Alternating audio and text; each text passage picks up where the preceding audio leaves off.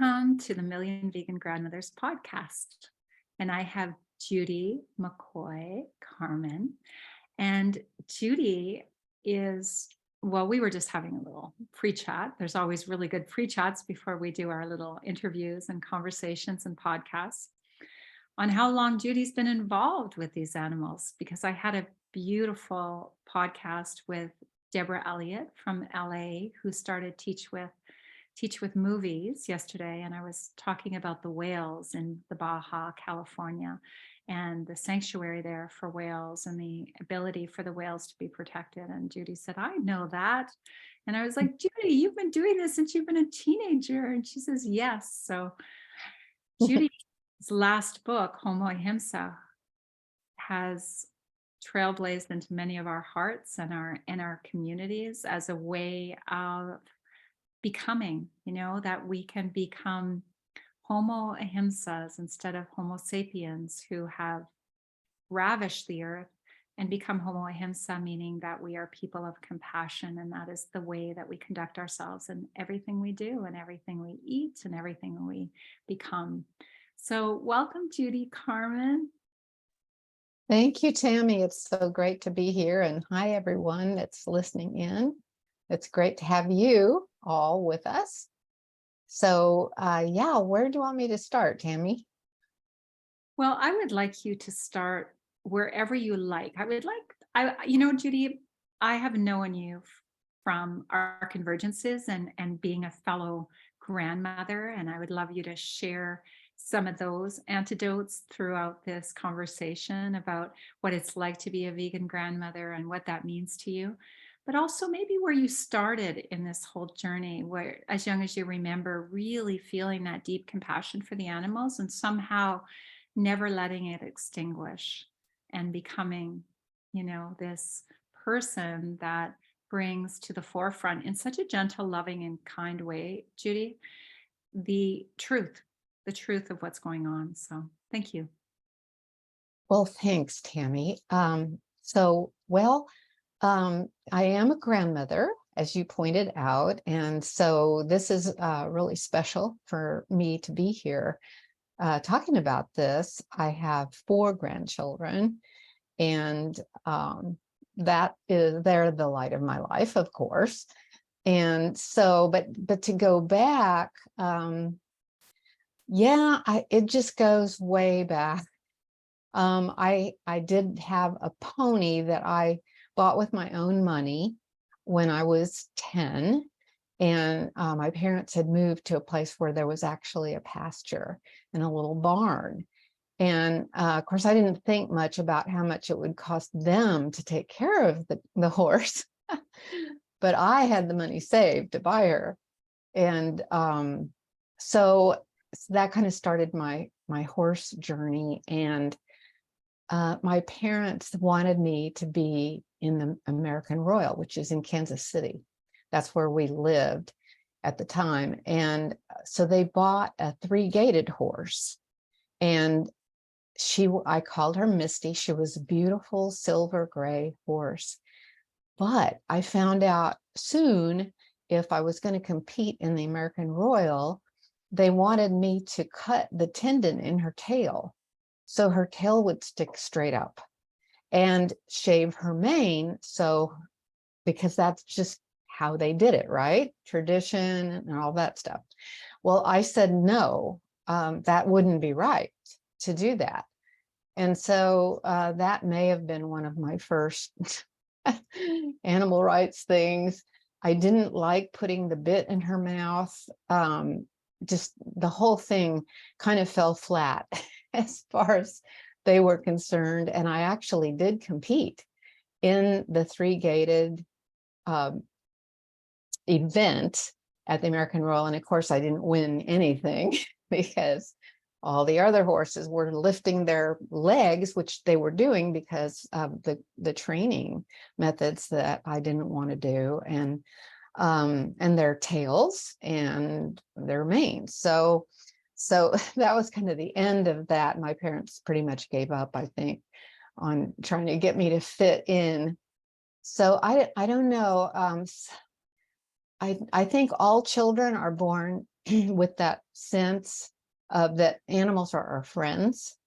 And it's just society tries to kind of talk you out of it, use different tactics, like the poor kids in 4-H, who raise their little cows and sheep and pigs thinking these are my babies, and are forced to give them up unless they have somehow the strength and the support from adults around to help those animals find sanctuary, and not be killed. So I think it's in all of us, this innate knowledge that we're connected to the animals in so many ways. They are our brothers and sisters. They are our teachers in many, many ways. And so I feel very blessed that I was somehow able to hang on to that sense of empathy for them. And it has led me to a lot of work in animal rights over the years. So it's been quite a journey and a long one. And but I wrote the book Homo Ahimsa because I just felt like it's after doing a lot of activist work and protests and that sort of thing, trying to get people to come around to the idea of becoming vegan for the animals, for ethics, for their health, for the environment, for all the different great reasons that there are, primarily the cruelty towards the animals. But as we all know, we need to work faster. There's so much at stake. And of course, my grandchildren are a big motivation for me, and really the animals' grandchildren too. And all, the babies left to be born that need a home on this planet. And so it occurred to me, and I actually coined the term Homo Ahimsa in my book, Peace to All Beings, which I wrote back in 22, I think. I'm not 22, 2002.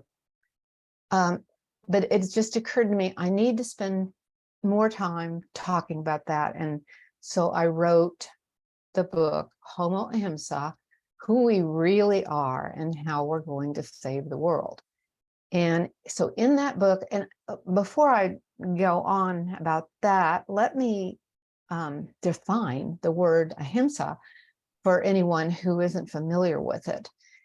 It is, to me, one of the most beautiful words in any language. It's a Sanskrit word that means non-harm, literally. That is the basic name, because ahimsa, the word himsa, means harm, and the A in front of it means non-harm.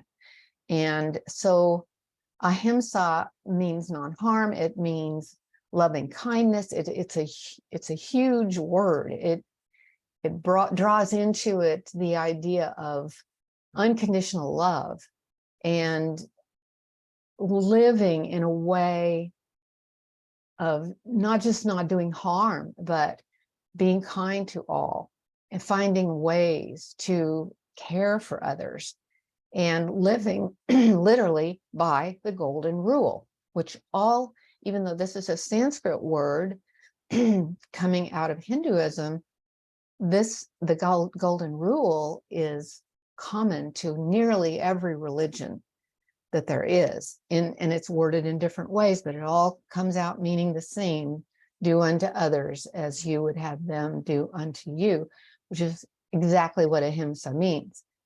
And so I thought,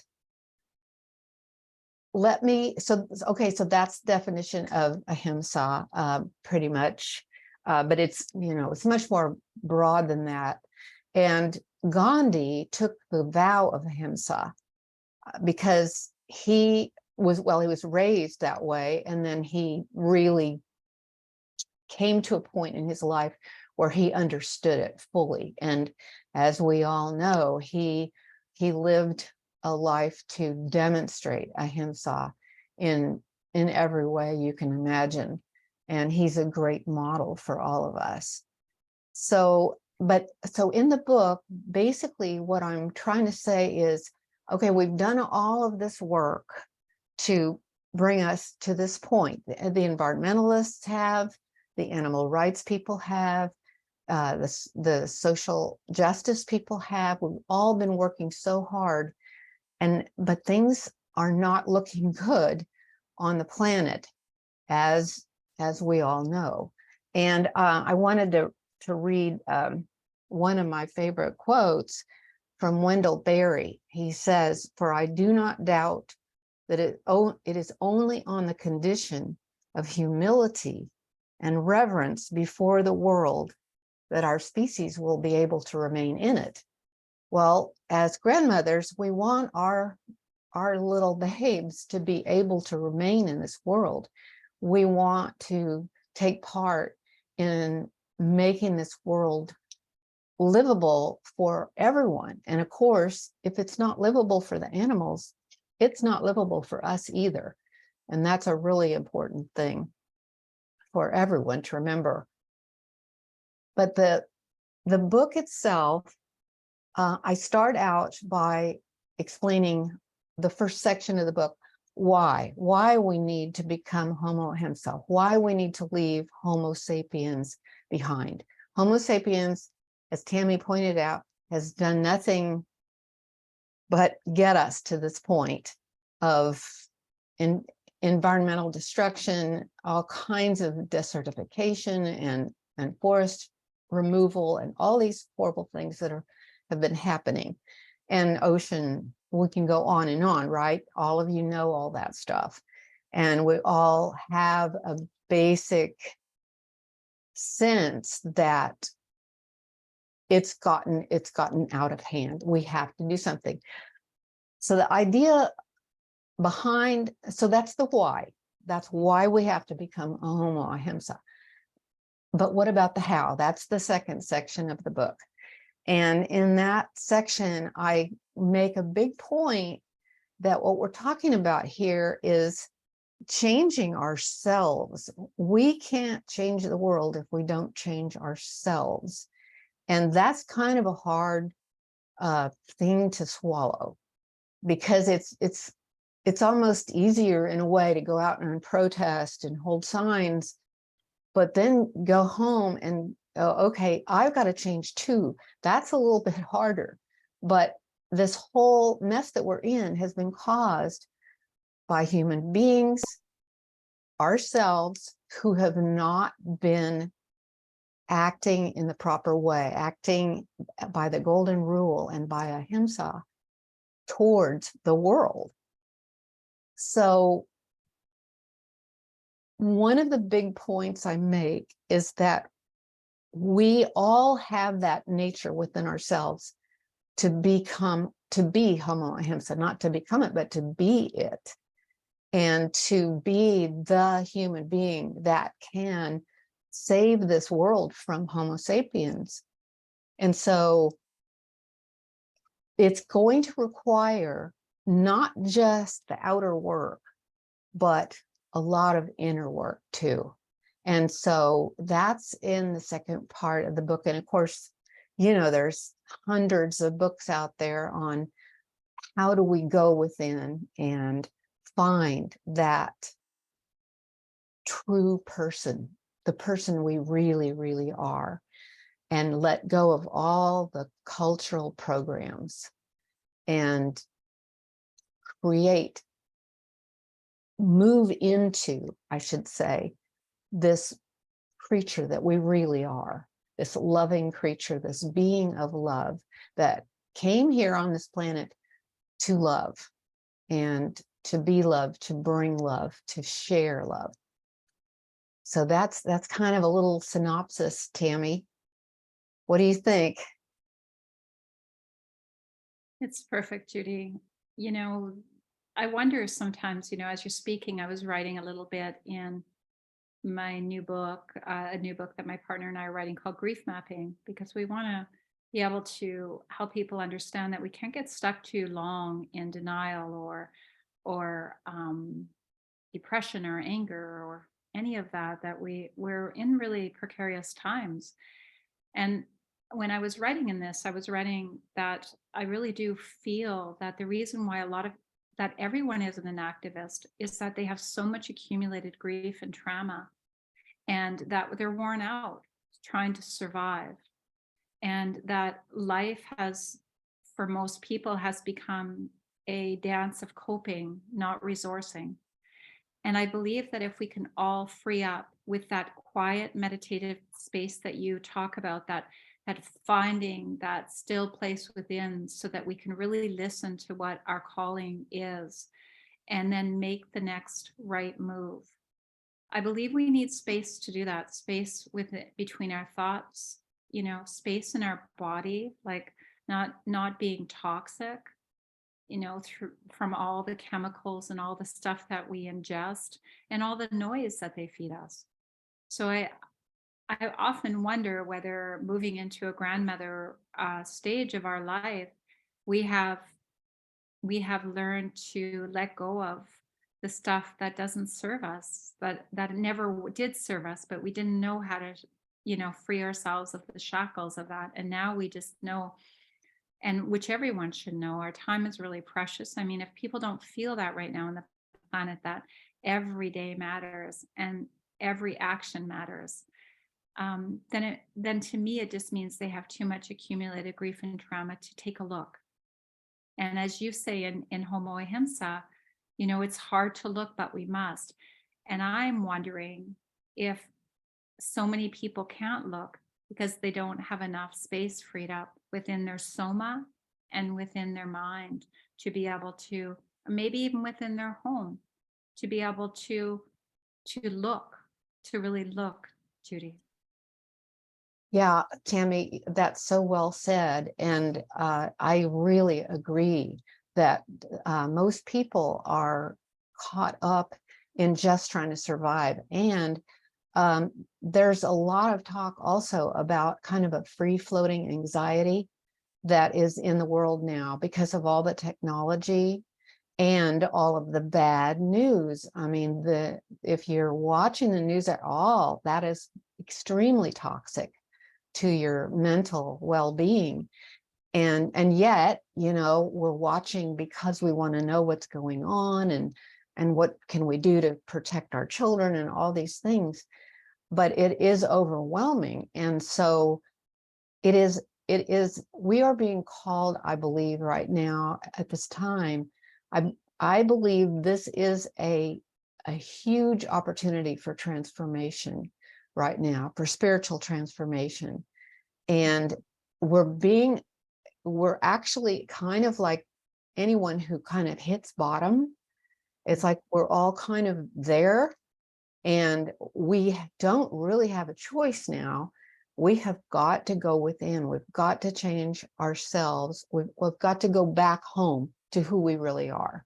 And I think we need each other tremendously for that. And I think podcasts like yours and organizations like the Million Vegan Grandmothers and so many others, the goal is to help people see beyond what's happening and realize this is actually an exciting time to be alive, because we actually have an opportunity here that humanity maybe has never had before. We don't really know, but it's very possible that this is it, that we're now at the precipice where we can evolve spiritually, really, and become who we really are.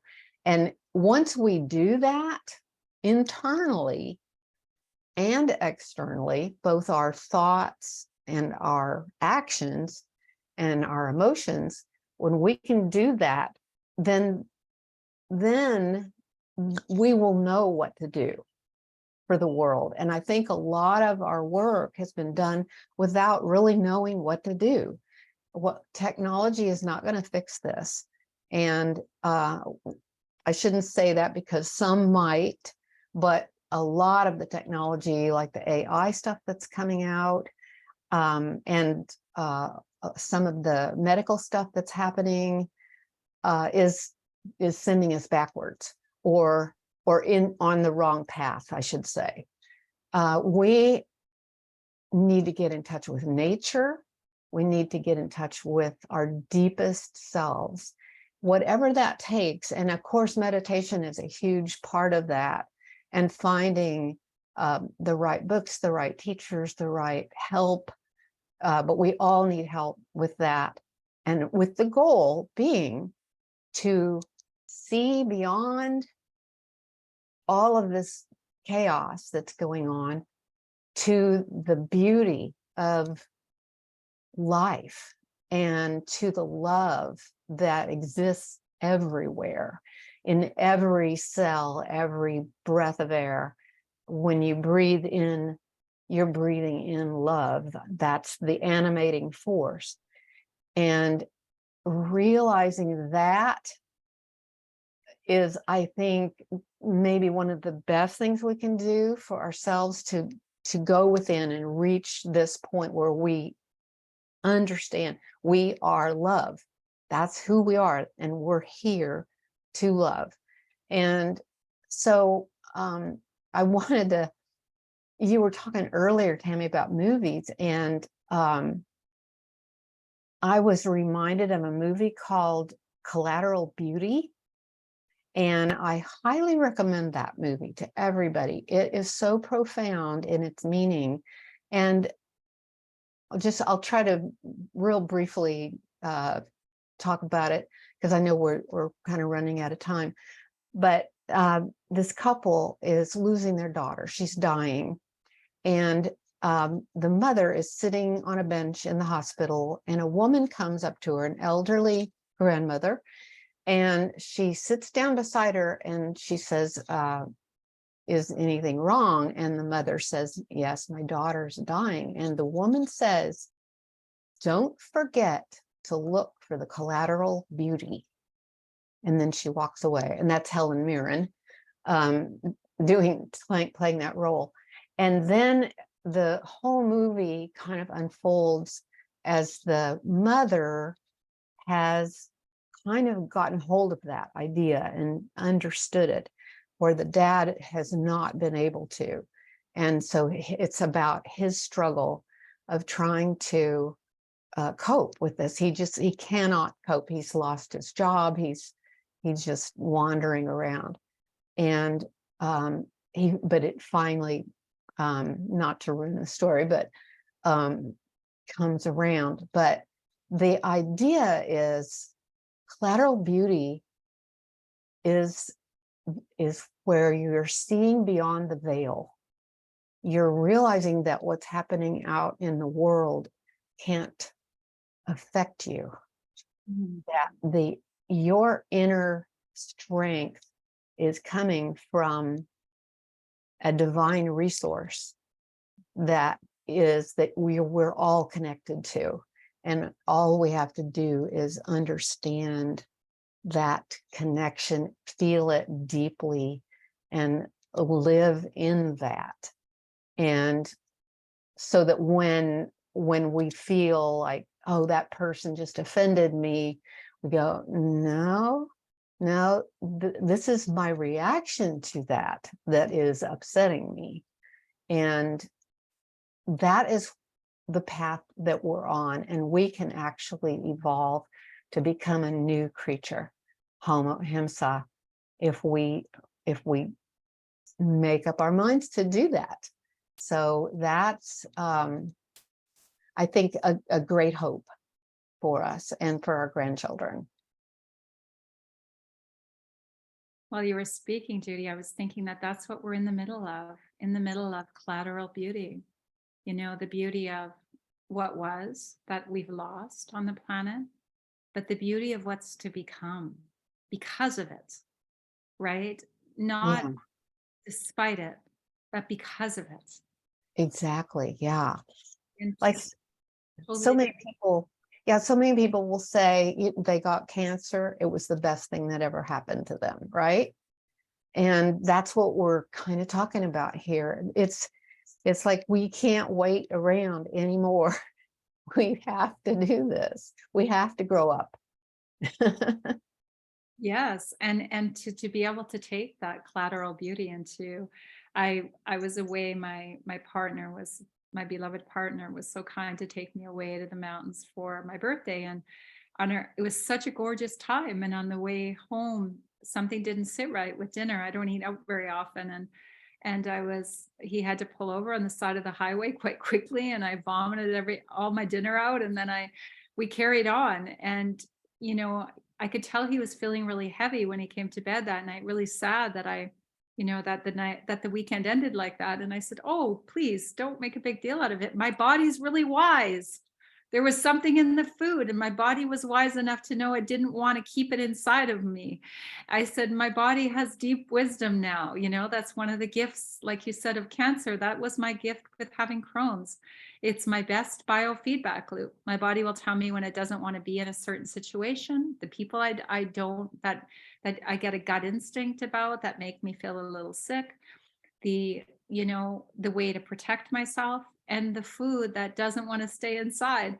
So it's our innate wisdom. People call it being sick. I call it a healing crisis. And so that's the collateral beauty I've received from, and I became vegan. So that's been a huge gift. Yeah. Yeah. While So you were speaking, I was thinking about how, the collateral beauty, we've both lost a child, which is mhm, out of order for so many people. And, they warned us that we might move into a time when we will outlive our children. And that was unimaginable for many parents. right. Tell, the way you've sourced your life is that you have found collateral beauty in that you have taken what you needed from that to, live a richer life. Is that true? Is there truth in that? Um, yeah, Tammy.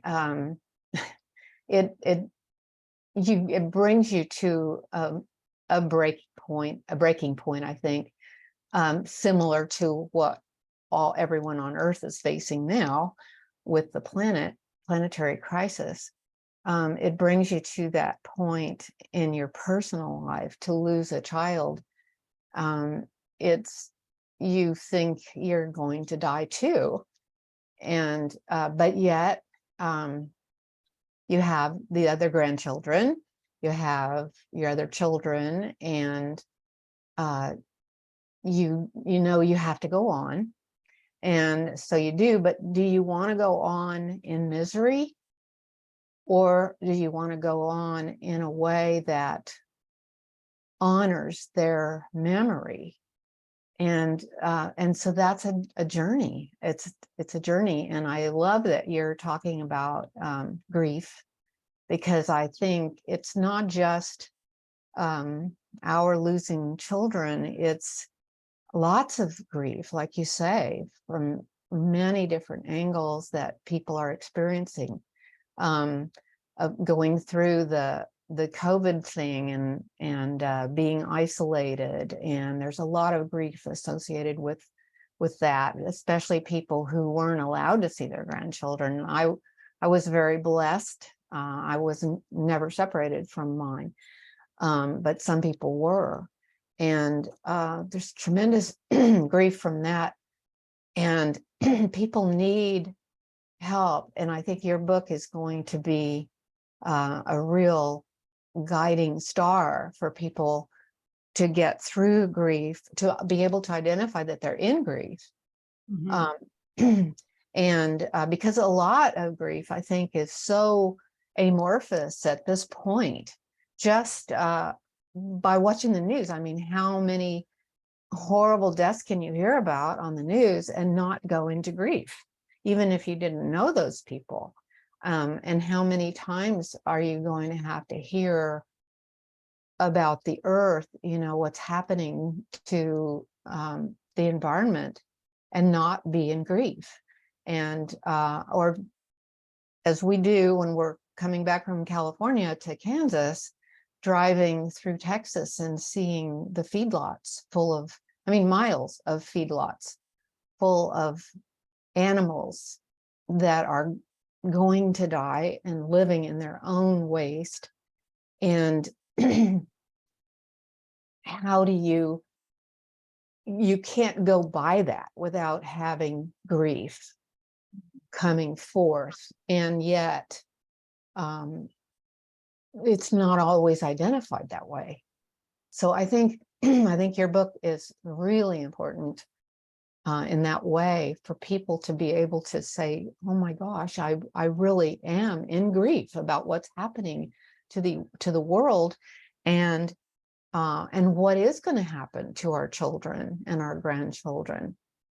What is going to happen to them if, if things don't change?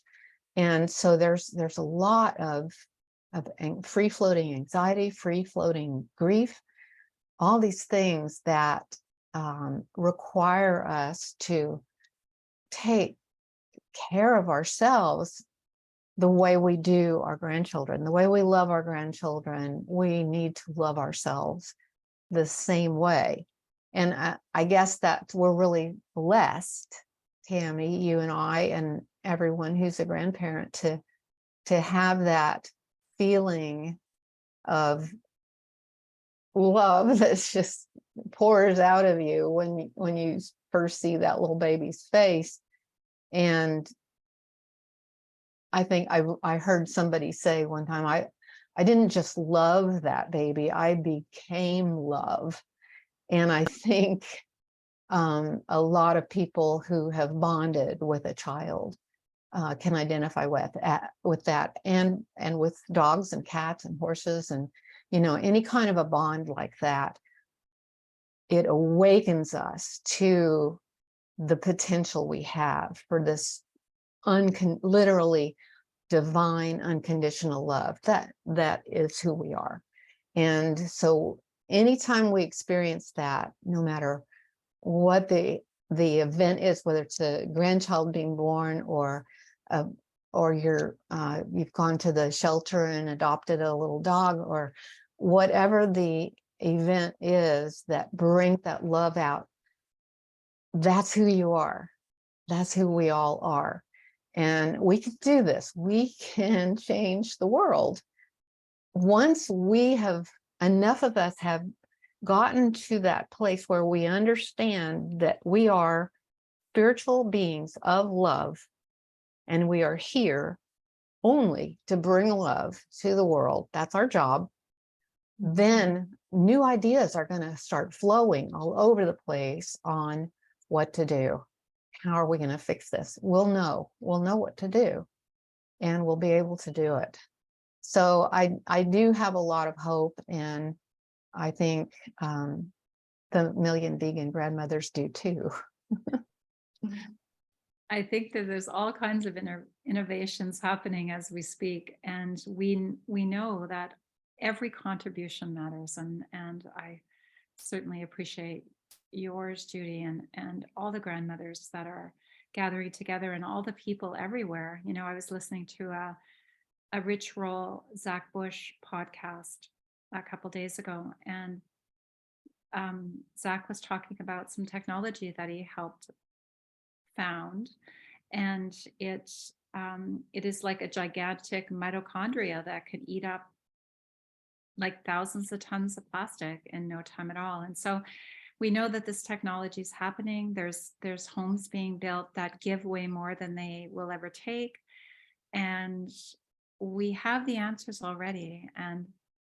And what you were saying reminded me of a song by Jack Johnson. I think it's in the Curious George soundtrack, and it goes something like, "We can change the world with our own two hands, make it a better place with our own two hands."